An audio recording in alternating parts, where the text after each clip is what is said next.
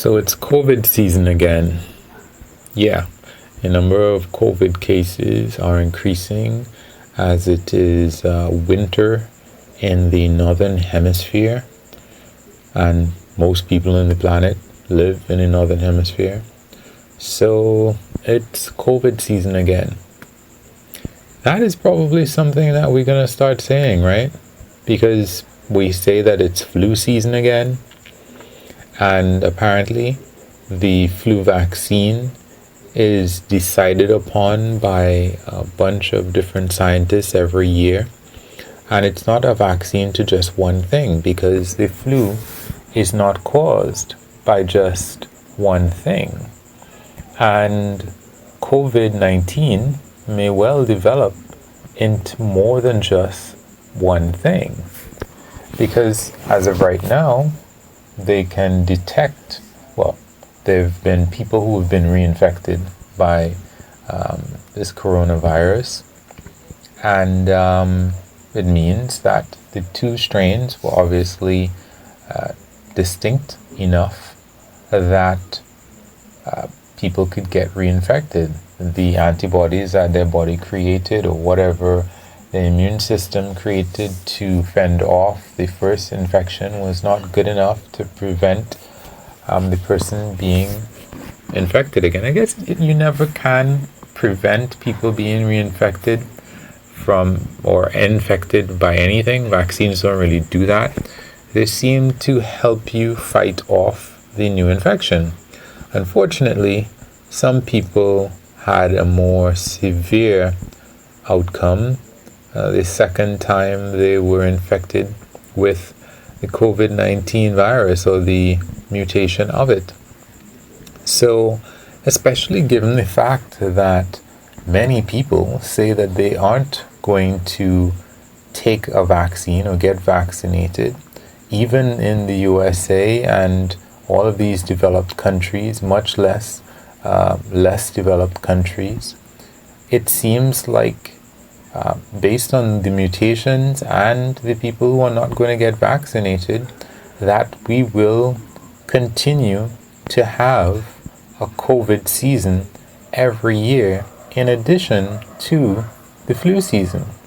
So they may overlap, and this may be something that we continue to have.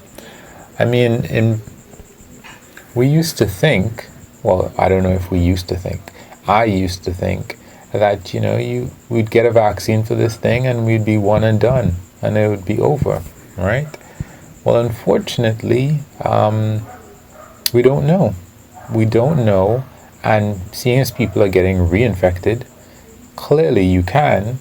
They're hoping that the vaccine will be better than actually getting COVID. So we will just have to wait and see.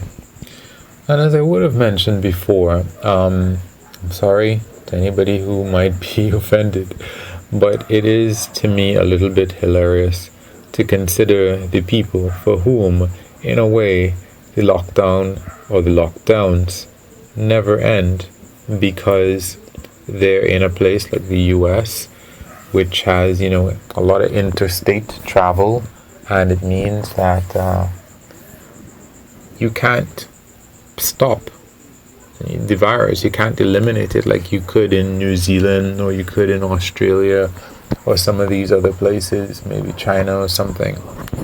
You just can't eliminate the virus because people refuse to abide by it, and in the particular country that you're in, they don't have the power or not willing to put things in place to have a stringent enough lockdown to wipe out the virus.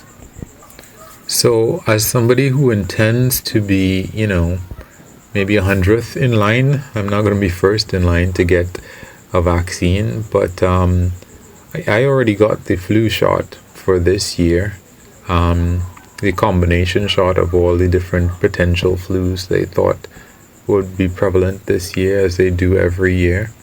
And I'm fully prepared to go and get my is this the flu shot with the Illuminati that is supposed to have stuff that it'll control your mind or whatever it might be. Well, I am right there. I want to have every single shot that they have. If they have a shot that has everything possible in it, give it to me. If they have a COVID shot every year, give it to me. Especially if it's free. That kind of free stuff I don't mind having.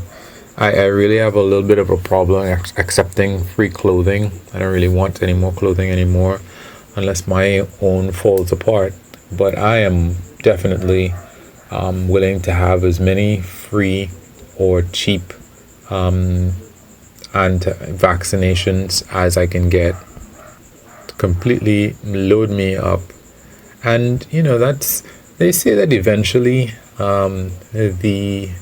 most of these diseases become a lot more docile, like the cold, something that's not too serious, because the people who the strains that are deadly, they end up